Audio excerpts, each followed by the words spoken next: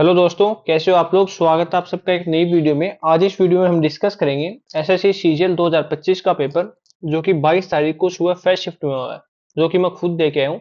मैं आपका मेरा पूरा एक्सपीरियंस शेयर करूंगा। ठीक है। आज मेरा था 22 तारीख को फर्स्ट शिफ्ट में। सेंटर पे टाइम पर मैं पहुंच गया था। उसके बाद सेंटर की तरफ से मेरे को कोई दिक्कत नहीं आई। पेपर पेपर भी अच्छा था, और कंप्यूटर में भी कोई दिक्कत नहीं है। ओवरऑल फैसिलिटीज में एक भी दिक्कत नहीं थी। सब स्मूथ चल रहा था।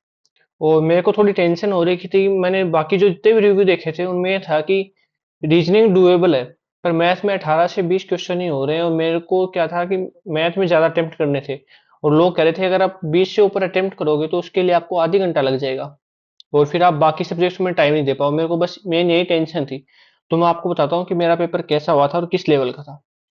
पहली बात तो ये था आज का पेपर। और जो मेरा पेपर था वो काफी इजी था, जितना मैंने आज तक सुना है। मतलब अब तक जितने भी शिफ्ट हुए हैं, सबसे आसान पेपर शायद तक मेरा जो शिफ्ट में हुई है 22 तारीख को शिफ्ट फर्स्ट, वही था। ऐसा मैं क्यों कह रहा हूँ? क्योंकि रीजनिंग में मैंने 25 क्वेश्चन किए हैं। मैंने 25 किए हैं, जिसमें से दो में मेरे को डाउट है। एक जीके टाइप में थे। तो उसके अलावा सारे क्वेश्चन डुएबल थे, और ये भी कम से कम मैंने 10 कितनी मिनट में कर लिए, 10 से 11 मिनट में क्वेश्चन सारे अटेम्प्ट कर लिए। वो भी मैंने मतलब 2 बार में किए हैं, पर पहली बार में मैंने 23 क्वेश्चन कर लिए थे 8 या 10 मिनट में। ठीक है। सबसे पहले मैं जीके अटेम्प्ट करता हूँ। पहले मैं आपको जीके बता देता हूँ।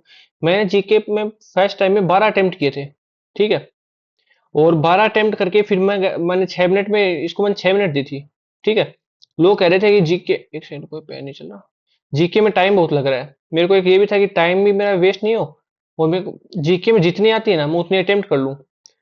और फिर मैंने वहां पे देखा, सबसे पहले जीके अटेम्प्ट करता हूँ, फिर मैंने जीके करने लग गया। तो फिर मेरे को छह छह क्वेश्चन मेरे से लगभग हो गए थे। एक सेकंड को, मैंने 6 मिनट में, सॉरी, 6 मिनट में जीके कर ली थी। मैंने फर्स्ट गो में 12 अटेम्प्ट किए थे। उसके बाद मैं आया रीजनिंग पे। ठीक है। रीजनिंग मैंने 10 से 11 मिनट में पूरी कर ली। 23 क्वेश्चन किए थे। उसके बाद मैंने गया मैथ में। और जब मैंने मैथ की, मैथ में मैंने फर्स्ट टाइम में 23 क्वेश्चन अटेम्प्ट कर लिए थे। ठीक है।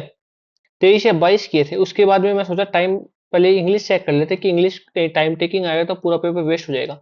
इंग्लिश में इसमें पहली बात तो वो नहीं है, पैसेज नहीं है लास्ट में। इसमें फर्स्ट सेकंड क्वेश्चन पे क्लोज टेस्ट आ गया। और क्लोज टेस्ट काफी हार्ड था, बिल्कुल भी इजी नहीं था। उसमें से क्लोज टेस्ट में 5 में से मैंने 3 किए। और उसमें भी इतने मेरे को श्योरिटी नहीं है कि ये सही होंगे या नहीं। तो क्लोज टेस्ट 25 में से 20 क्वेश्चन आप ऐसे कह सकते हो डुएबल थे। उसमें भी एक या दो क्वेश्चन हार्ड थे।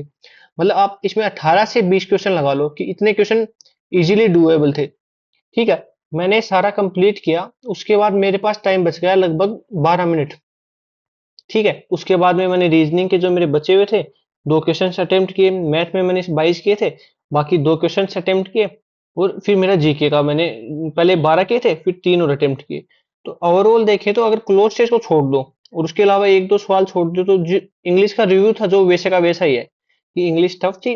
लोगों का पैसेज टफ आ रहा था, तो इससे पैसेज नहीं आया, उसके में टाइम बच गया। और वो क्लोज टेस्ट हार्ड था। ठीक है।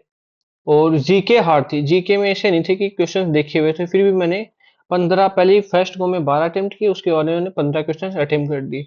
इसमें मेरे को श्योरिटी है कि मैंने जितने किए उसमें सही होने चाहिए। ठीक है। तो इसमें मैंने 24 किए, और रीजनिंग में मैंने 25 किए। इसमें एक या दो क्वेश्चन में डाउट है, तो इसमें लगभग अपने 23 क्वेश्चन तो सही हो ही जाएंगे। ठीक है। और यहाँ पे भी 22-23 क्वेश्चन ठीक हो जाएंगे। इसमें भी 22 से 23 क्वेश्चन ठीक हो जाएंगे। मेन दिक्कत है अगर अपने इंग्लिश और जीके में कितने बनते हैं। जीके का भाई मेरे को नहीं पता कि कितने बनेंगे। इंग्लिश में भी मेरे को लग रहा है कि 30, 32, 35 तो बनने ही चाहिए, 30 के आसपास बन जाएंगे। तो ओवरऑल अपना स्कोर लगभग 130-35 के आसपास इसमें रह सकता है।